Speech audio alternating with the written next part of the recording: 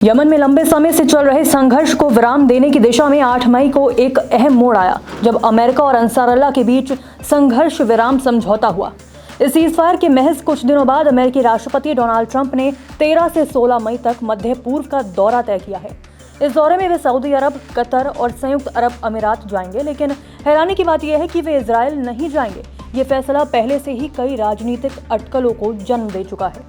Media reports के अनुसार Trump इस दौरे के दौरान कोई बड़ा सरप्राइज देने की तैयारी में है। सूत्रों का कहना है कि अरब देशों की ओर से लंबे समय से चल रहे उस प्रस्ताव पर ट्रंप मोहर लगा सकते हैं जिसमें फिलिस्तीन को एक स्वतंत्र राष्ट्र के रूप में मान्यता देने की मांग की गई है। यदि ऐसा होता है या इस दिशा में कोई औपचारिक पहल भी होती है तो ये मध्य पूर्व की राजनीति में एक ऐतिहासिक मोड़ होगा। ट्रंप का ये कदम सीधे तौर पर इजरायली प्रधानमंत्री बेंजामिन नेतन्याहू के लिए एक बड़ा झटका साबित हो सकता है, क्योंकि इजरायल वर्षों से फिलिस्तीन को स्वतंत्र राष्ट्र के रूप में मान्यता दिए जाने का विरोध करता आया है। इजरायल की राजनीति में इसे ट्रंप द्वारा अपने सबसे करीबी सहयोगी को अलग थलग छोड़ने के रूप में भी देखा जा सकता है। वहीं अगर अमेरिका फिलिस्तीन को मान्यता देने की दिशा में आगे बढ़ता है तो ये अरब देशों के साथ उसके रिश्तों में नया संतुलन पैदा कर सकता है, खासतौर पर ऐसे समय में जब अमेरिका यमन में शांति बहाली के लिए हूती के साथ कूटनीतिक संबंध बढ़ा रहा है। जानकारों की माने तो इजरायल की पुरानी नीति रही है कि अमेरिका पूरे क्षेत्र यमन, ईरान, लेबनान और गाजा में उसके साथ मिलकर सक्रिय रहे और हर मोर्चे पर संघर्ष जारी रखे। लेकिन राष्ट्रपति डोनाल्ड ट्रंप अब इजरायल की इस नीति से दूरी बना रहे हैं। वे नहीं चाहते कि अमेरिका ऐसे युद्धों में उलझा रहे जहां उसे केवल नुकसान हो रहा है और कोई सीधा सामरिक या आर्थिक लाभ नहीं मिल रहा।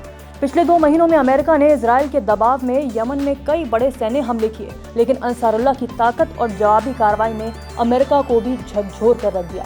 खासतौर पर लाल सागर में हूतियों की ओर से अमेरिकी और उसके सहयोगी देशों के कमर्शियल जहाजों पर किए गए हमलों ने अमेरिका की समुद्री गतिविधियों को काफी प्रभावित किया। हालात ऐसे बने हैं कि कुछ रिपोर्टों के अनुसार ट्रंप प्रशासन को खुद हूतियों को बहादुर कहना पड़ा, एक ऐसा बयान जो इजरायली नेतृत्व को अखर गया। इस पूरे घटनाक्रम के बाद जब अमेरिका ने हूतियों के साथ सीज़फायर समझौता किया और लड़ाई रोक दी तो इजरायल में नाराजगी साफ देखने को मिली।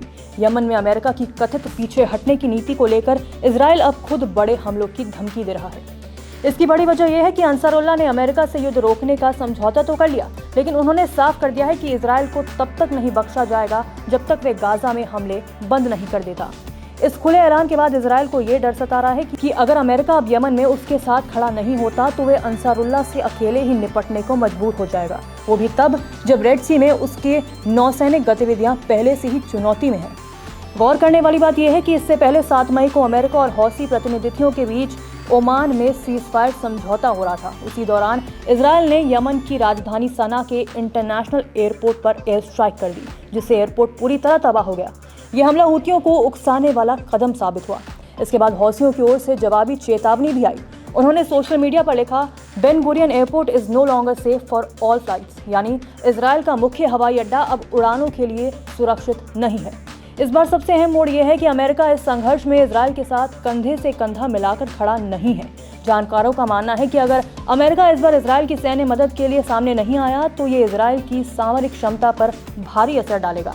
यानी मध्य पूर्व में एक नया समीकरण उभर रहा है, जहां अमेरिका इजरायल से धीरे धीरे कूटनीतिक दूरी बना रहा है और क्षेत्रीय समूह जैसे अंसारुल्लाह खुलकर इजरायल को चुनौती दे रहे हैं। आने वाले दिन ये तय करेंगे कि क्या इजरायल अकेले अपने दुश्मनों से निपट पाएगा या उसे अपनी रणनीति पूरी तरह से बदलनी पड़ेगी। आपकी इस वीडियो पर क्या राय है, कमेंट बॉक्स में जरूर बताएं। नमस्कार, मैं हूं मानक गुप्ता। अगर आपको हमारा ये वीडियो पसंद आया हो तो इसे लाइक और शेयर जरूर करें, और हाँ, हमें सब्सक्राइब और फॉलो करना ना भूलें ताकि आप देश और दुनिया की कोई खबर मिस ना करें। तो जुड़े रहिए हमारे साथ और देखते रहिए न्यूज़ 24।